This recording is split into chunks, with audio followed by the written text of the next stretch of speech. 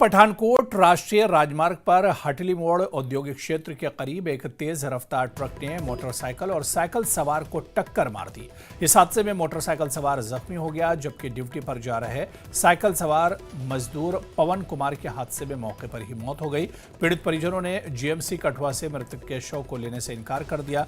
परिजनों का कहना है कि रविवार शाम की घटना होने के बाद भी अभी तक पुलिस ट्रक चालक को नहीं पकड़ पाई है और जब तक आरोपी ट्रक चालक को पकड़ा नहीं जाता है वो शव नहीं लेंगे।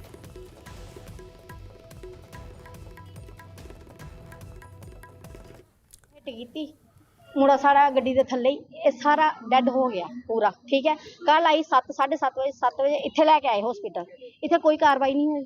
सानू आखदे हुण कार्रवाई ये करदे कि असीं पोस्टमार्टम करता, तुसीं बंदा घर लै जाओ। है भई ये तो कोई गल नहीं हुई। जे असीं बंदा घर लै जाएंगे तुसीं बाद च आखोगे सबूत दिओ, बंदा असीं बंदे नूं कित्थों लैके देवांगे। ठीक है, हुण इन्ने इन्ने बच्चे निक्के निक्के बच्चे, ये बच्चों का की बनेगा तुसीं सुनाओ। सारी उम्र दी इंदे ते सट पै गई।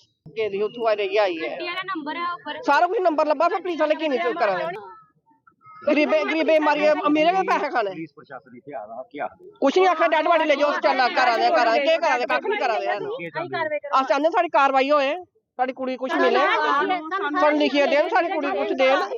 ये निक्के निक्के बच्चे कुछ जाना। मेरा नाम जी राजकुमार शर्मा जी, नरोड़ जाम सिंह दा रहन वाला मैं ते पवन कुमार मेरे मामे दा छोटा बेटा सी, छोटा लड़का ही। ते कल ड्यूटियों आया ते ड्यूटी जान दा ही ते इन्हें ट्रक वाला कुचल के ते चल गया 2-3 बारी। ठीक है जी, ट्रक वाले को मेरे को वीडियो हैगियां ते फिर उस तो बाद जे ट्रक ने ना रुकिया ना कुछ जी। ठीक है जी, ते वो छोटे छोटे बच्चे ने उनके मामे दे मुंडे दे साढ़े छोटे छोटे बच्चे ने, वो कुत्थे जाणगे, किहड़े कम करनगे, दिहाड़ी तो ला ही नहीं सकते जी। ठीक है जी,